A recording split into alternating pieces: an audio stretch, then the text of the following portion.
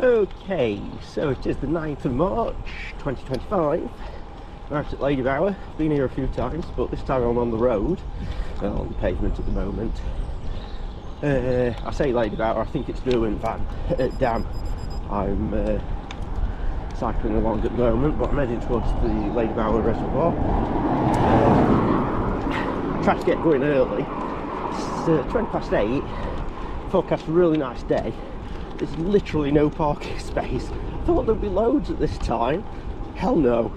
People can get going a lot better than what I can. Okay, so there you go. That's the bridge going between Lady Bower and Derwent Dams. So Snake Pass, it's something I've been wanting to do for ages. I've just never got around to doing it for various reasons. And I've not had a road bike for a long time, have I? On my left here, on the embankment, there's about 100 geese. Those geese do seem to be following me around the country. Although I think these are Canadian geese, whereas those up in Scotland were barnacle geese. So I'm on the road from the visitor centre at Lady Bower. This is the junction that leads you onto the Snake Pass Road, the A57.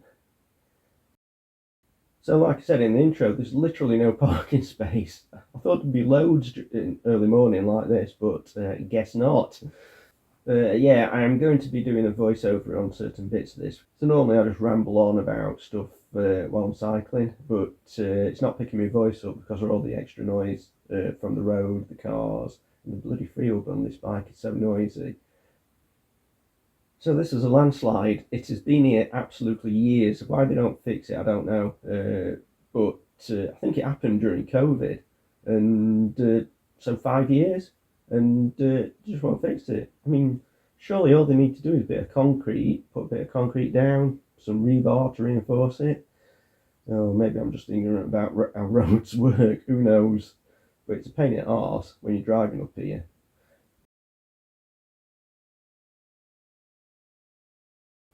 So I do drive up here quite often. I see this track going up that hill, and I've always wanted to walk up it.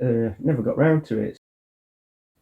Okay, as you can see to my left here on that hillside, they've cut some trees down. Well, I say you can see it. Maybe you can't see it on the GoPro, but they cut the trees down and replanted them with lots of other trees. Now I'm assuming they're more native trees, because if you've noticed, especially down near Lady Bower where it is Severn Trent, I think, it's all conifer trees for logging.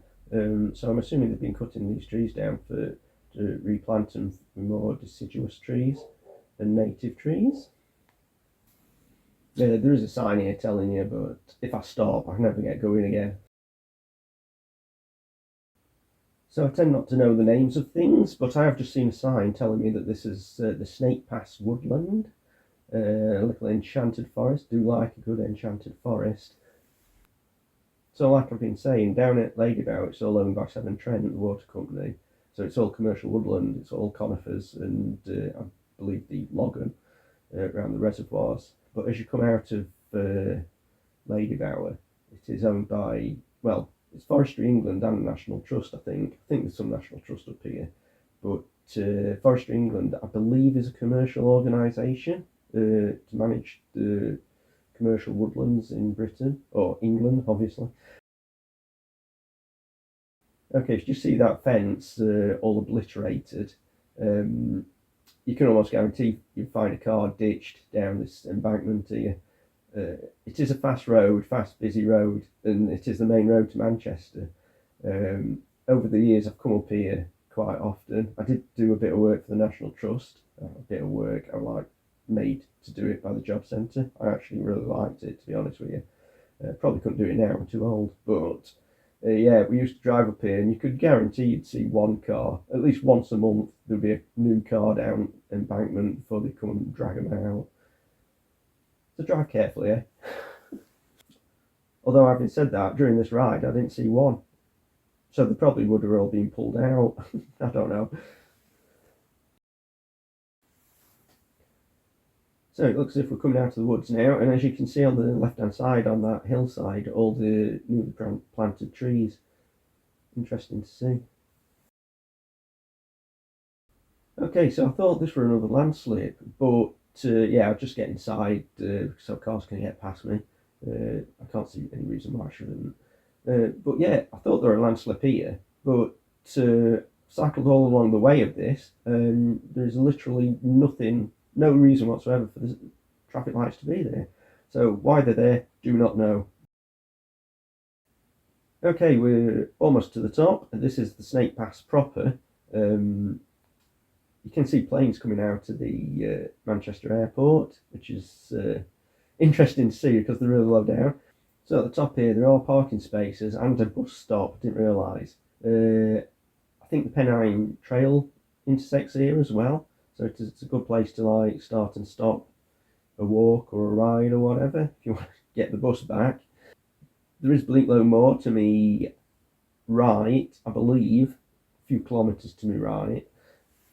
Okay, to me left here, I'm pretty sure that's Kinder Scout, famous Kinder Scout for the what were it called, the Kinder Scout Trespass, where it sort of established access rights for people in England. Yeah, this area is famous for crash planes. I think American military plane. You can go and walk to the site of the debris, what you call it. It's all rotting away now, but I'm assuming they must have been flying out to Manchester Airport. I don't know, but it is famous for the amount of crashes up on this moor. So you can see in the far, far, far distance on the horizon, there is Manchester. You can't really see it because of the smog, or shall we call it mist, or haze, to be generous. And in the forefront here, that's Glossop, and that's where I'm going to. It's a free fall into it, all the way downhill. So obviously it's 6 kilometres to the top, which obviously means it's 6 kilometres down, free fall into Glossop. It's okay going downhill, but I feel that it like cooks me brakes, burns me brake pads or whatever. Don't like doing it. Bet my disc will be glowing towards the end. Plus, I'm always a bit suspicious of carbon. In my mind, I know this is not true, but in my mind, I see carbon as like like an eggshell, like it'll crack at any opportunity. I know it's not true, but in my mind, I've got it in my mind, and that's it. So I've made it down into Glossop, free fall into Glossop this way. Now I'm encountering a few more roads and cars and stuff. I did think about coming into Glossop and just going back, but I don't like going back and forth. But I don't like doing that, so I'm going to turn it into a circuit. But it does mean I've got to encounter some villages and towns. I try and avoid the main roads as much as possible, but it's impossible in England to avoid main roads. Basically, it's such a populated area. Even in the Peak District and stuff, and national parks. So I've just rattled around Glossop a bit. I've took the wrong turn in. I've gone up, gone down. It's a bit hard following the sat nav I've got. It's not really a sat nav. It's just basically a cycle computer, and it's got primitive sort of directions on it. Okay, so it's a bit of a grind getting out of Glossop. It's all uphill. I don't know why I'm surprised because it was downhill to get into Glossop, so obviously it's going to be uphill getting in out of it. Yeah, for my feeble muscles, I think I'm in second gear here. Yeah. So I've said it before, I'll say it again. You get to top of hill, you get some really good views over the peaks. Shame it's a bit hazy though, but it is what it is. So the village I'm coming out of now is a super steep hill, proper grueler. It almost did me in. Wind's in my face as well now. So yeah.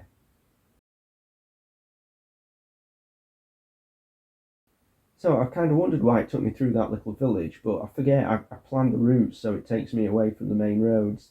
There is the main road to my right here, so I am going to meet up with it now. So I am making good progress. It is so much easier to go on a bike ride when it's a nice and sunny day, nice and dry and sunny and not too hot, not too cold either. So yeah, really nice. So here I'll just stop for a drink, just get my bearings. It is in Chinley. I'm turning left towards Chapel, as you can see from the sign. I'm heading back towards Ladybower now. I do like it when I'm sort of heading back. I feel as if I'm on the last leg.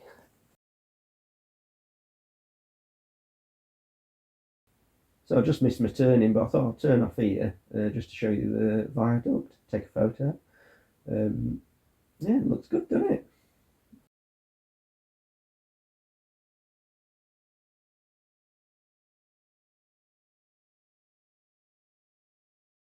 So I think I'm on the outskirts of Chinley here. On my right here, Babbling Brook. Do love a good Babbling Brook. And yeah, there's another massive hill. So this is another one of those detours to take me off the main road, but there's a super steep hill coming. So yeah, this is a short, sharp hill. I'm really struggling up this one. I'm looking for lower gears and I haven't got it, and I've got a really low geared bike anyway. I think it's 34 front and 34 back, I think. But still struggle. So this hill were at 38.1 kilometres. Wow, it were grueling. It were only short, but it was super steep. Rowsley Hill steep, shall we call it? I think we will call it that. Yeah, I'm not as young as I used to be, and my legs just didn't want to go. And because of my age, I always think, "Ooh, am I overtaxing my heart?" So I try not to do too much. Looks as if there's been a burnt out car here. Yeah, I'm getting to the point where I'm thinking there's one problem with the Peak District, and it's the peaks. How many hills can there be? Too many. That's how many.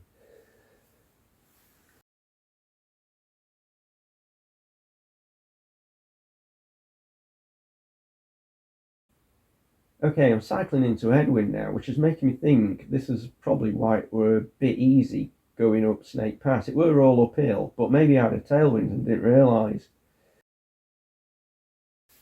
Okay, so this is where they've been having problems with the parking. You can see from this car, not even tried to park on soft verge, just parked there. But as you can also see, he's got a ticket. And as I cycle past these cars a bit further on, I think the majority of them have got parking tickets.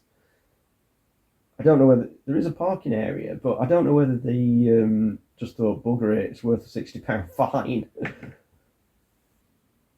Also, when it's past here, I don't know whether you can see it, but there's tons of paragliders up in air. It's made me think. I've just literally, while I've been editing this video, it's made me think of something. I wonder whether they get a ticket, like pay it and everything, but keep ticket thing, and then when they go back up, they just put it on the windscreen to make it look as if they've got a ticket. So when traffic warden or police come round, they think, oh, it's got a ticket, we won't do him. So these two vans have got tickets, but they parked well off the road, so I don't really know why they've got the tickets.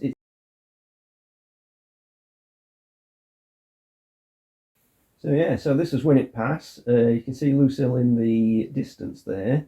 To my left, there's Mamtor. Some paragliders as well. A bit hard to see on GoPro though. So Winnet's Pass is super steep. I am going down it. I have come up it before, and I literally had to stop. I think 4 times because it was doing me. I could not do it. It's so steep, and I'm so feeble. So I am going down it. Luckily. It is narrow as well. It's a narrow road, so it's a bit hard to dodge the cars. Yeah. Also, when I worked for National Trust, I was put there by the job centre, but I didn't really like it. But there's lots of caves in the hills here. They're all locked off, but working for National Trust, they've got keys to it, and they let us go down one. They like opened one up so we could go down to look at all the minings down there. Sorry, I probably need to explain. Winnet's Pass is famous for the Blue John Stone, as you see at the bottom here. Mine they opened up for us. We could pick out all this Blue John Stone. I mean, I assume it's low quality stuff, but I've still got it. I mean, it's 30 years ago when I did this, more than 30 years ago. But yeah, I've still got the Blue John Stone I scavenged from this mine. So this is the bottom of Winnet's Pass, visitor centre and the Speedwell cabins.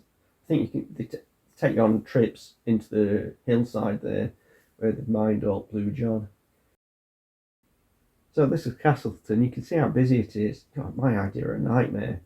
I'm glad to get out of it. Not just with people walking around, but the cars. It's just like congested. Like I say, it is. It is like it quite often, and not just because it's Sunday morning. It's a real tourist trap, unfortunately. So this car in front of me, it breaks down in a bit. This clutch goes in it. That's why you shouldn't have old cars, I think.